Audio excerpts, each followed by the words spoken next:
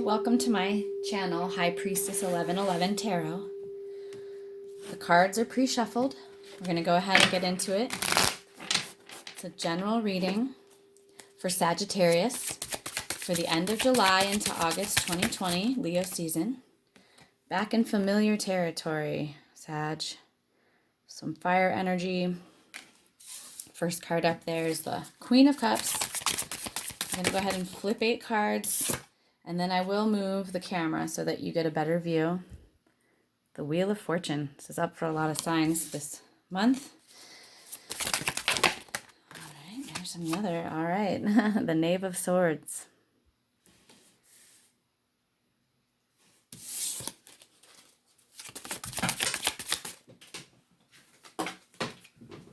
Oh, sorry, I bumped the camera there. My bad. Okay. We've got the World.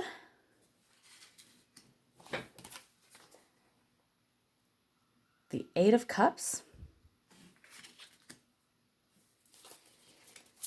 Pick 3 more and then I'm going to tilt my camera down. All right, the 7 of Cups.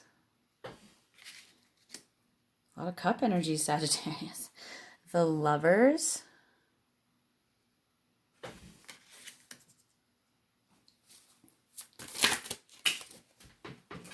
All right.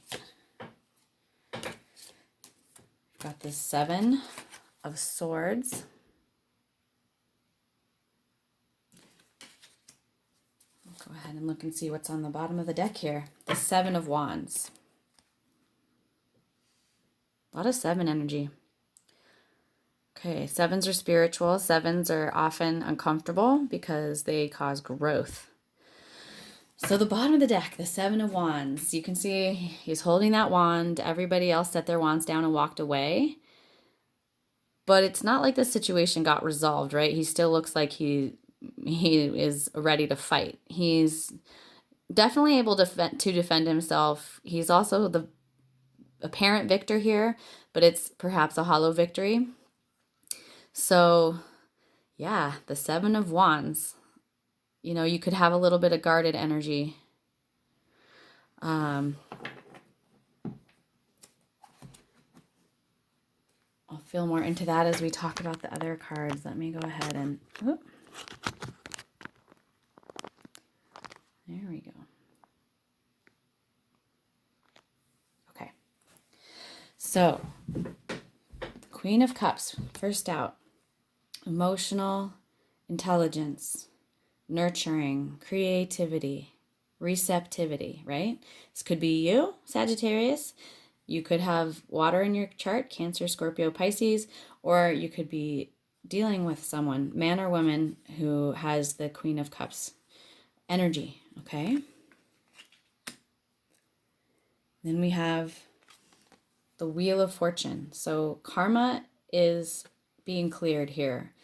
If you have felt for a while like you were like on the bottom of the wheel, that you were like unlucky, or just feeling like things weren't aligned, this is an indication that karmas are shifting and clearing, and that you are having like a new opportunity with destiny here. That's like a new fated opportunity or cycle that has a lot more to do with your spiritual growth than perhaps the last cycle that you have been in. There's also, with Saturn retrograding right now for a number of months this summer, there's a lot of karma clearing. So that's both in negative and positive ways, right? If we've put out a lot of positive energy into the world, positive energy is coming back to us in different forms, and vice versa. With negative energy. So I do feel like this is a really, really auspicious card.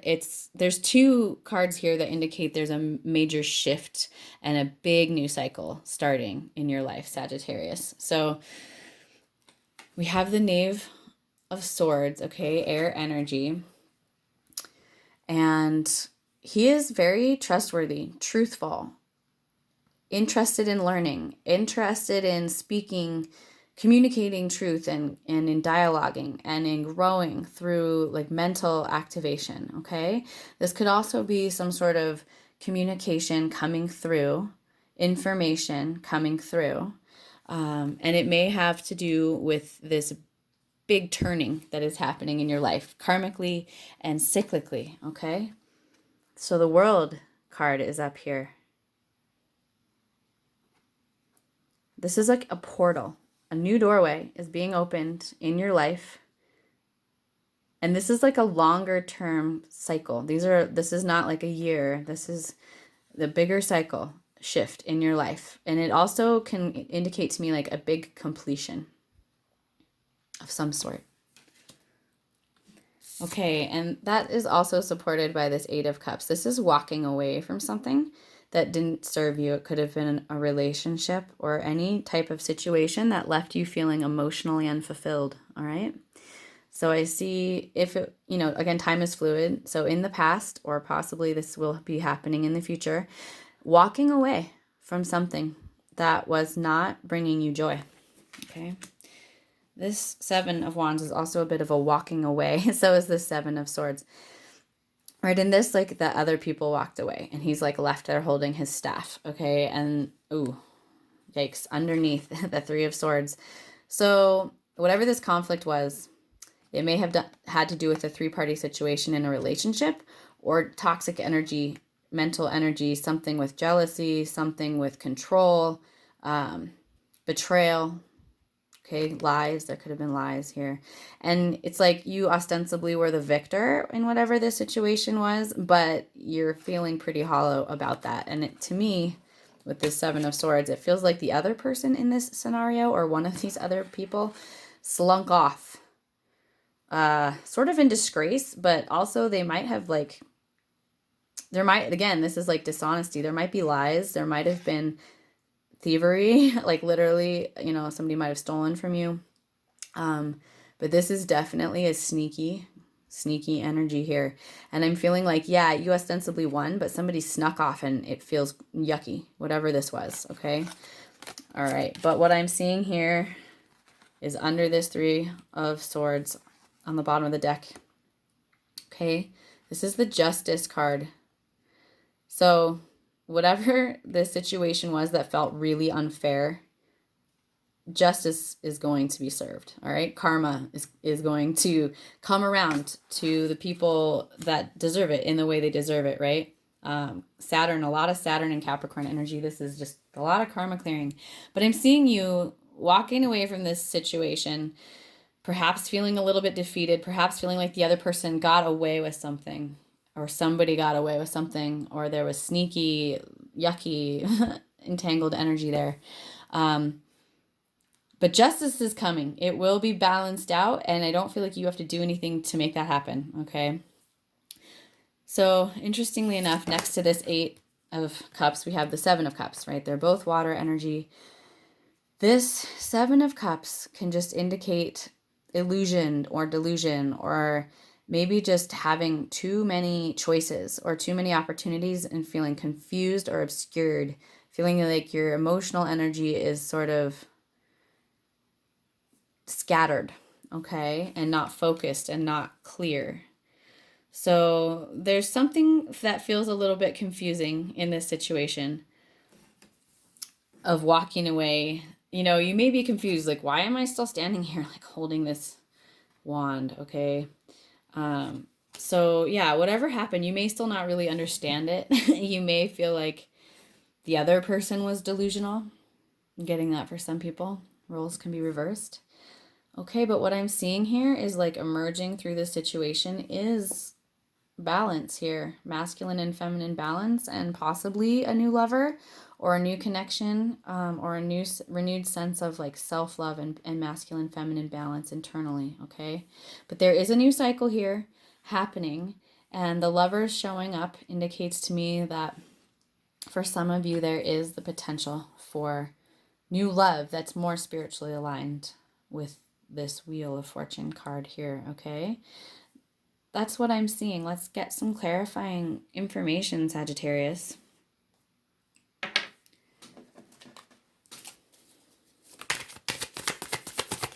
Again, this may not resonate for everyone. This is a general reading, so take what resonates and leave the rest for someone else.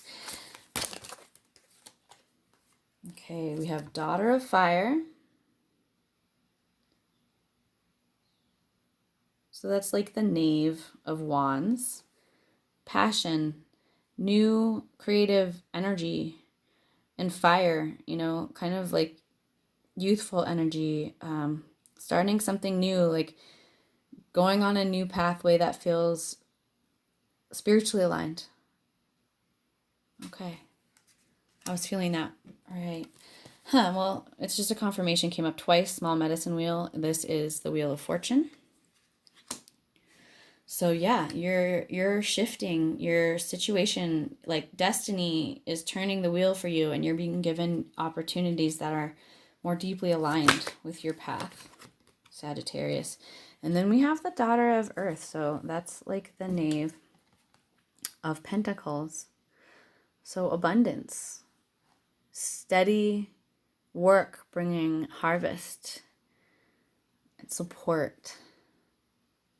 Okay. So I think this new cycle is going to be supportive. There's going to be supportive energies there for you, Sagittarius. Oops. Let's see what else wanted to come out. Okay, the Mother of Earth. So that's like the Queen of Pentacles. All right, so that's a lot of Pentacle energy. That's really grounding. This Mother of Earth, she knows how to receive. She knows how to give. She knows how to open herself to the flow of abundance in the universe. Doesn't have to be a woman. Could be a man or a woman. This could be your energy. This could be energy that you're connecting to. But it's very stable. It's very self-reliant, self-contained. Yeah, it's really, really lovely energy there. Let's just pull one more in this deck. Okay, so we have the Nine of Earth, accumulation. So, wow, abundance here. There might even be a windfall coming in, or something that you've been working on for a long time is going to bear fruit and be very abundant, okay? Or this could just be the indication of this like cycle completion with the world, like something is completed in a really abundant, beautiful way, and now it's opening you to a new cycle of self-reliance, a new cycle of abundance and stability, masculine, feminine balance, spiritual alignment. Okay, that's what I'm seeing. And I do see like whatever this conflict energy is, it may have happened over the eclipse cycle. I know a lot of people had a lot of energy moving in that time frame, you know, in this Cancer new moon that we just had on the 20th of July. It closed out that eclipse portal. And we're all still integrating from the conflicts that arose, or the things that were ripped from our lives, or the new things that showed up. You know, it's different for each of us, but I am seeing that is happening for a lot of people. Bottom of the deck, Three of Fire, integrity. So the Three of Wands.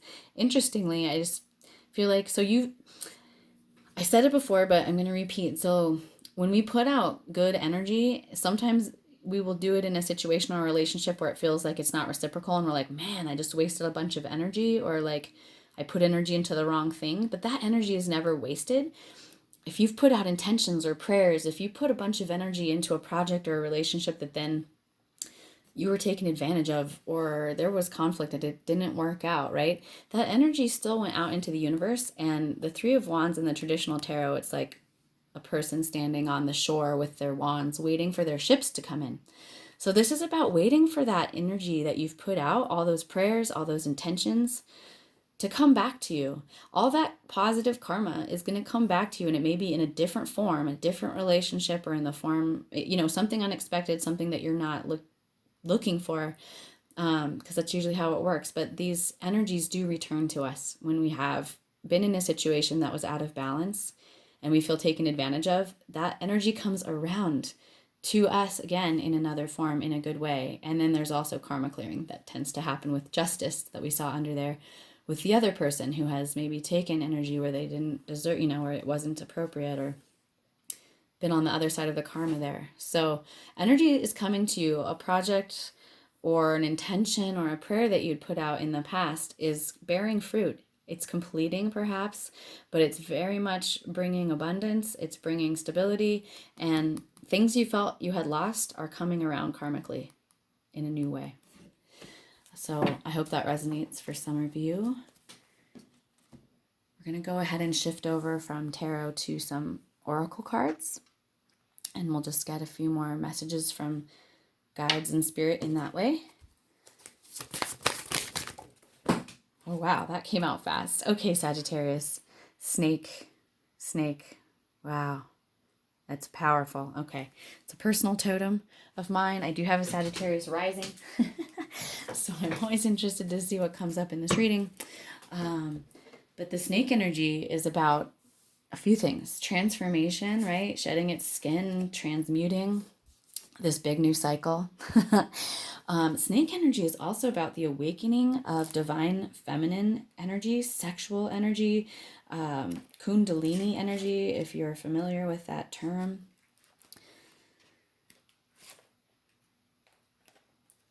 But it is a very powerful energy.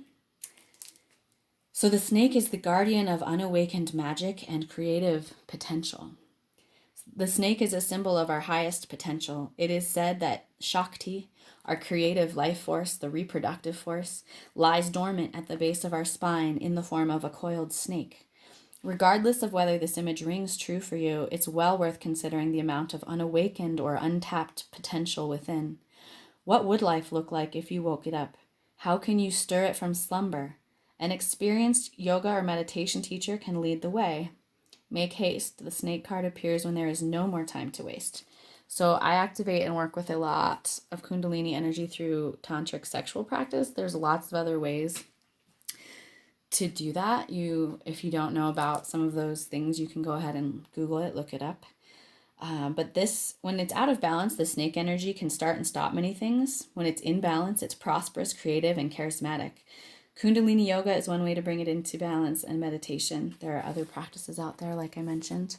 But snake energy is deeply tied to spiritual awakening. Sagittarius. And it's a deeply feminine, esoteric energy, right? Like the snake offers Eve the apple. The snake is seen as this like evil thing in the Bible, but the snake is actually the knowledge of divine feminine sexual like mastery. So that's why it's so scary to the patriarchy. I'll just say that and leave it there. But I'm going to go ahead and pull a starseed oracle card. I know many of my viewers resonate as a starseed or have other connections to cosmic consciousness. Wow. Lifting the veil. Questioning everything, and anything unaligned must go. Okay, that's just like a running theme this month for everyone, is like everything that is not aligned and is no longer serving must go. Sagittarius, it's just got to be cut out. It's got to get, you have to walk away from it. You need to just set down your wand and like let it go. Let that person slink off or whatever it is, because justice will be served karmically. I'm feeling clear about that from this reading.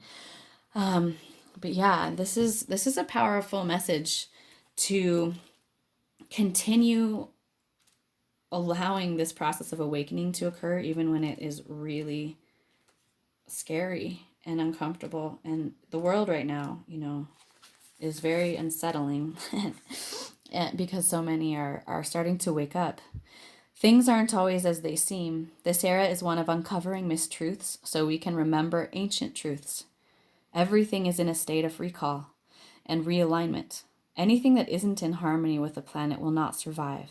This goes for society and the world at large, as well as in our own lives.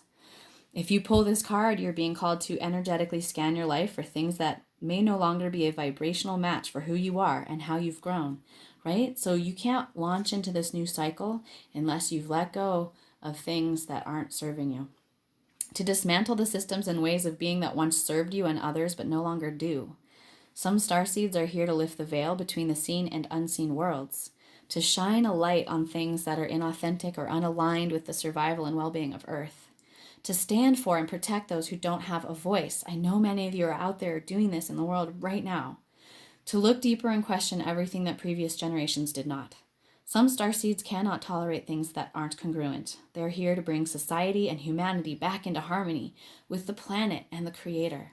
If we tolerate things in our own personal life that aren't aligned and congruent with it, we add to the misalignment of the planet. You are being called to trust yourself, notice what's out of alignment, and then take the baby steps required to bring it back into harmony. This is no easy feat, but it's so worthwhile, both individually and for the planet. So there's the starseed soul inquiry. What isn't congruent in your life? How are you being called to bring it back into harmony? These are deep questions, Sagittarius.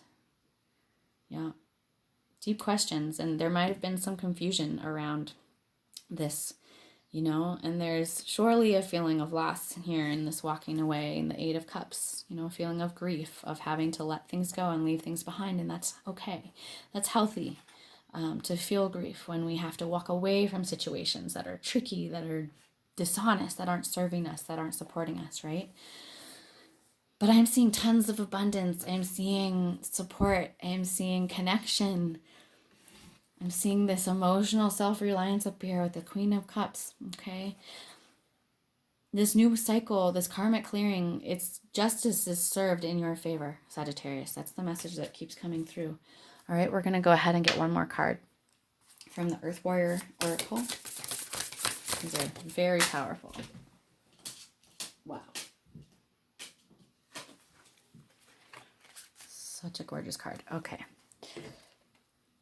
So, Quinte, sweet paradox of empowering grace. Okay, so let's go ahead and read about number 28. 28 is a sacred number on my ceremony altar.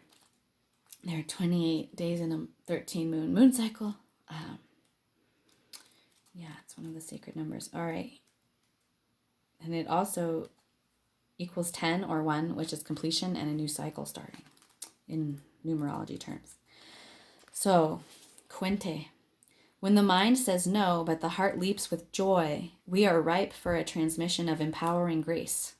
The sweet paradox is that the more impossible the situation appears to be, the more we are supposed to, through grace and in our divine success, manifest swiftly and completely.